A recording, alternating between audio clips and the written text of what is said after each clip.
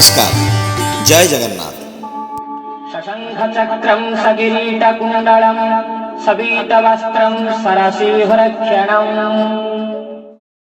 विश्व ब्रह्मांड के नाथ महाप्रभु श्री श्री जगन्नाथ, महाप्रभु श्री जगन्नाथ जी के धाम श्रीक्षेत्र धाम, ये धाम को पुरुषोत्तम धाम भी कहा जाता है और जिसे पूरी धाम भी कहा जाता है। यहाँ पैर रखते ही दिल को एक सुकून सा मिल जाता है। इसी धाम में महाप्रभु के अलावा और भी कई सारे देवी देवताओं को माना जाता है, पूजा भी जाता है, क्योंकि प्रभु श्री जगन्नाथ जी के पूजा विधि के साथ इन देवी देवताओं का पूजा विधि का नाता है। एक ऐसे देवी के बारे में आज बात करते हैं।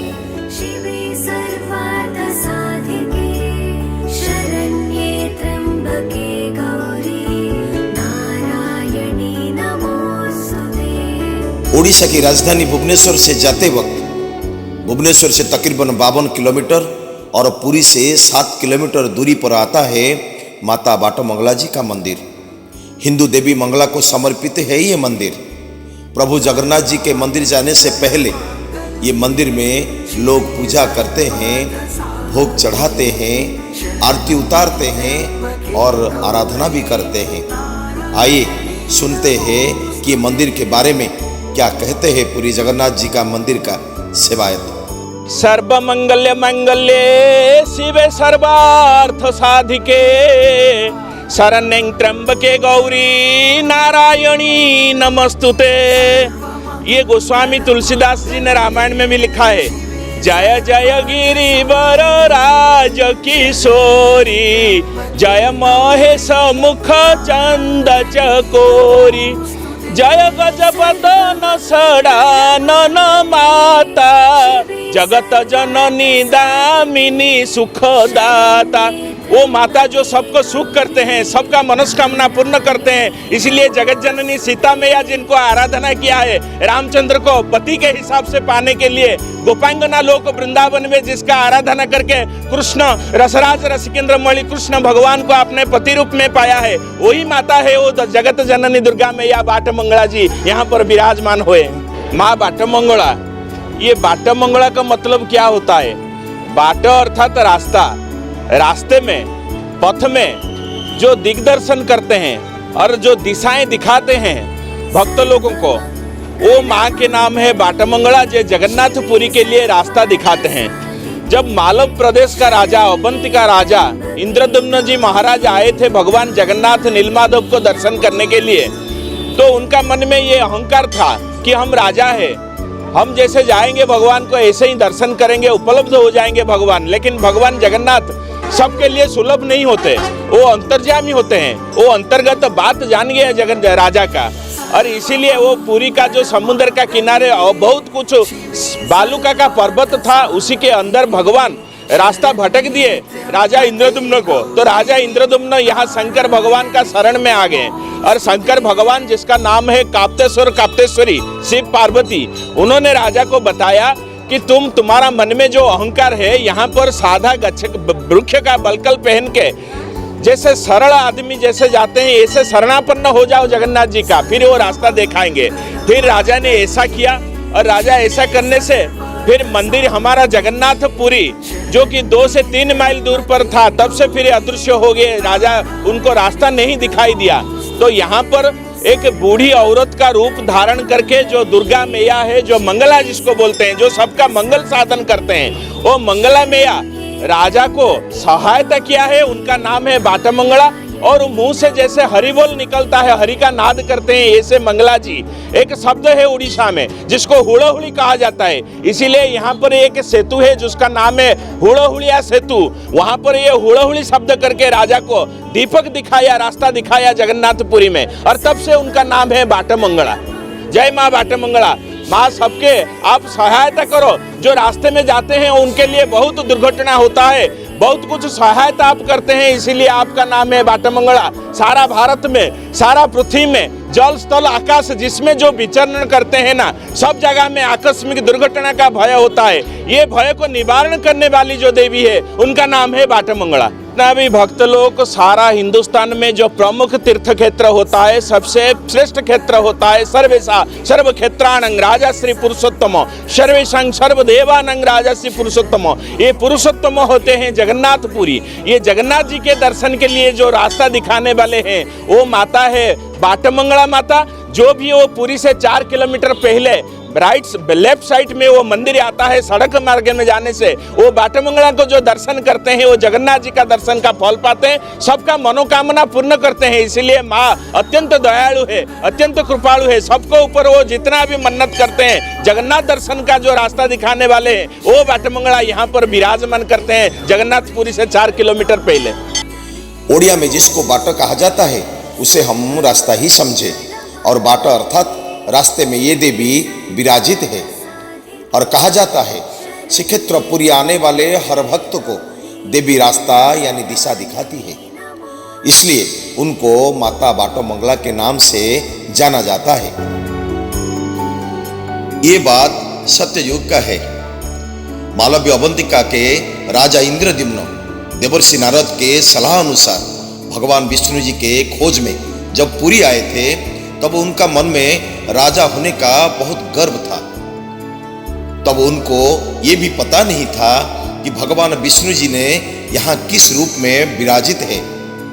तो राजा का वहम और गर्व अहंकार को तोड़ने के लिए भगवान ने लीला रचाई। तब क्या हुआ, समुद्र किनारे जो बड़े बड़े पर्वत थे उसके अंदर रास्ता भटक गए राजा इंद्रद्युम्न। तो वो शंकर भगवान को स्मरण करने लगे। काप्तेश्वर काप्तेश्वरी नाम से पूजे जाने वाले शिव पार्वती के उपासना किए। तो उन्होंने राजा के अंदर के अहंकार के बारे में उनको एहसास दिलाए और पैर यानी वृक्ष की बकल को पहनकर अति साधारण भक्ति की तरह महाप्रभु के पास जाने के लिए उनको सलाह दी। फिर क्या हुआ कि श्री मंदिर यानी महाप्रभु जी के मंदिर से 2 या 3 माइल दूरी पर फिर से राजा को रास्ता दिखाई नहीं दी। तब भी राजा इंद्रद्युम्न को माँ बाटमंगला देवी एक बूढ़ी औरत बनकर रास्ता यानी दिशा दिखाए। तब से उसी जगह पर देवी को माता बाटमंगला के रूप से जाना जाता है, पूजा जाता है। आइए सुनते हैं कि माता बाटमंगला जी के पुजारी जी क्या कहते हैं।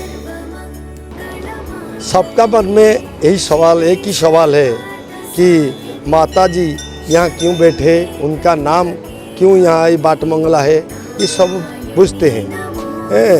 ये एक जगन्नाथ जी का साथ रिश्ता क्या है, माता जी का साथ, माता जी का, ये सब जो भक्त आते हैं हमको बार बार पूछते हैं। वो हमारी पिताजी का, वो दादाजी हमारा पूजा करते आए हैं, उनके साथ जो पुराण जो सुना हुए हैं, इंद्रद्युम्न राजा, गुंडीचा रानी और विद्यापति जब सत्ययुग में वो आए थे नीलकंदर पर्वत को ढूंढने के लिए, वो जंगल में रास्ता भटक गए थे। वो भटक के एक हमारा यहाँ एक छोटा सा नदी है, भार्गवी नदी, वहाँ क्या है ना, शिव जी और पार्वती का दर्शन किए।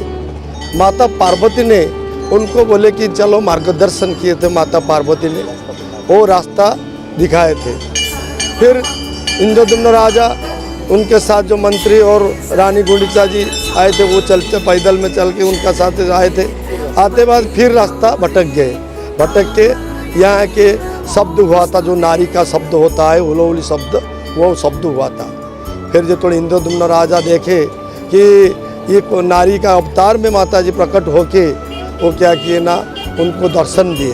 बोले कि आपका नीलकंदर जो है वो उधर आगे है, उस दिशा में है, आप जाइए, वहाँ आपको नीलकंदर का पर्वत मार्ग दर्शन किए थे। फिर वो चले गए। चल के इंद्रद्युम्न राजा जाके नीलकंदर का भाव किए।